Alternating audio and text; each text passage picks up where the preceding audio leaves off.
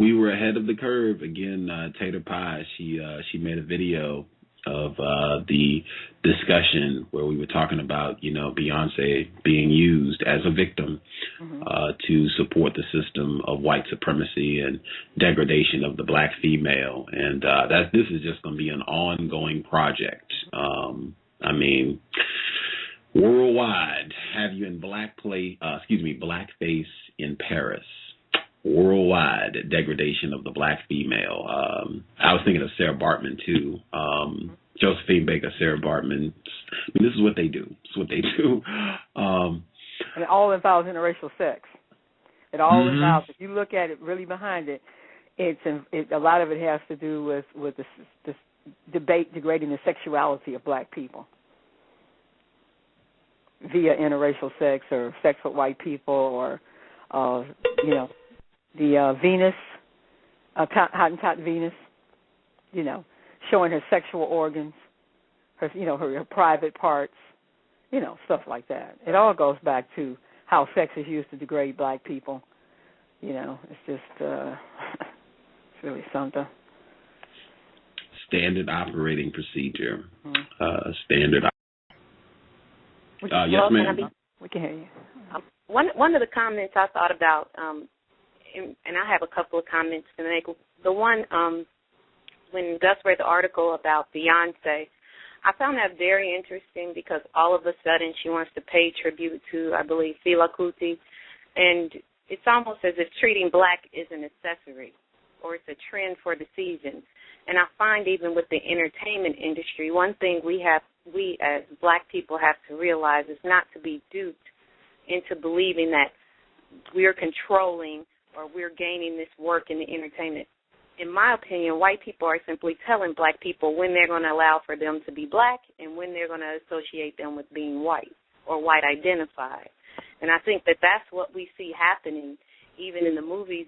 Like even with Beyonce in this picture, it's almost like she's run out of costumes to wear and people to portray, and now all of a sudden being African is the one she hasn't pursued yet. But it's all in the entertainment industry attempt to exploit black people again, because this too will be short-lived and pass with the season. And I just find that particularly interesting, and especially talking about imagery with the Essence magazine situation as it relates to them hiring the white, I think, fashion director. We have to remember this is the same thing that happened at BET. This is the same thing that's happening at everything that black people have developed. So as long as people continue to go along with it, then they're going to continue to do it. We have to start thinking critically and spotting these trends that are happening as it relates to what white supremacy is doing. And I think sometimes people get emotional and forget about those things. Like 909 said, we have to really begin to think where we spend our dollars. Each dollar we spend is a vote for something. That means we're telling people that we like it. Mm-hmm. Because I think complaining about it, and no offense to anyone, but complaining about it or marching about it or calling Al Sharpton about it, or that's not the solution, in my opinion. I agree. They've already let us know where we stand. Now it's just time to accept reality and do something different, because, the definition of insanity, doing the same thing over and over and expecting different results. And black people collectively, we're doing the same things with begging for inclusion when we already know they're not going to do right by us. So it's just time to stop. Do we need to make I'm sorry, go ahead.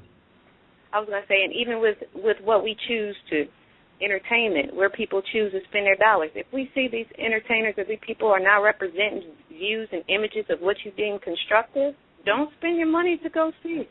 Exactly. Don't watch it online. Don't watch it on YouTube. Mm-hmm. Because what it's doing, somebody is paying. We all know who I think, in my opinion, a lot of these Tyler Perry films, a lot of the rap CDs, we already know that white people are the ones that are buying this stuff to perpetuate what they want to believe us to be. It makes them more comfortable. Mm-hmm. And they control the industry. that allows people to be on television and be in the record stores. You know.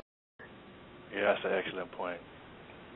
I mean, that's just an excellent point, because you hear people talking about, you know, starting their own movie companies and, you know, their own magazines, and then someone mentioned, I think it was you, Carla, that when I just spoke, was saying, look what happened to BET. So, I mean, we're doing the same thing over and over. You try to start your little fashion company, blah, blah, blah. Then somebody comes along. I mean, you know, the white supremacist comes along and buys you out and sells you out. It's interesting to me. But that point you made was on point. And I wanted to say something about Fela Kuti. I don't know if you guys know who that is. Do you guys know who that is, the people on the line? Yeah, he's a Nigerian. He was a Nigerian singer who was incarcerated, and they you could say more like a political prisoner. Right. I mean, they killed his mother, the Nigerian. Yeah, just to get him to get on his side, because they didn't like the songs that he was singing about the government and the things that the government was doing to the people, selling out the people. Exactly. Fela Kuti wasn't no joke, man. He got his you know, he got his consciousness, so-called black so-called consciousness in Los Angeles. You know, he was singing a different type of music, but he came to Los Angeles, and a black female told him, "Look, man, you got too much talent to be, you know, talking nonsense. You need to be talking about, you know, the problems that black people are facing." And you know, they just killed him. They tried to kill him. They put him in jail. They killed his mother. I mean, for Beyonce to say now that she's doing some type of homage to him, it's just it doesn't even. I mean, she can say that, I guess, because people really don't know who he is. But I mean, that would be like a straight slap in the face insult to Fela, man. If you just listen to any of his songs, any of his lyrics, I got over 100 some odd songs of his, and all of them are just hardcore. Man, they're hard. They're hard. He's one of my favorite artists. So yeah, that Beyonce Fela reference, that don't go. Well, remember too now, she may just be reading a script. It may not even been her idea to even say it. But now she said it. Now she's got people focusing on Beyonce, when in reality Beyonce is controlled. So everything that comes out of her mouth, I mean, in terms of her doing this or doing that or wearing this or wearing that, may not even be her coming from her. It may just be her following orders, like every non-white person who is involved in the entertainment industry is doing. So, again, you know, we got to stay focused on the real problem, and the problem is not Beyonce,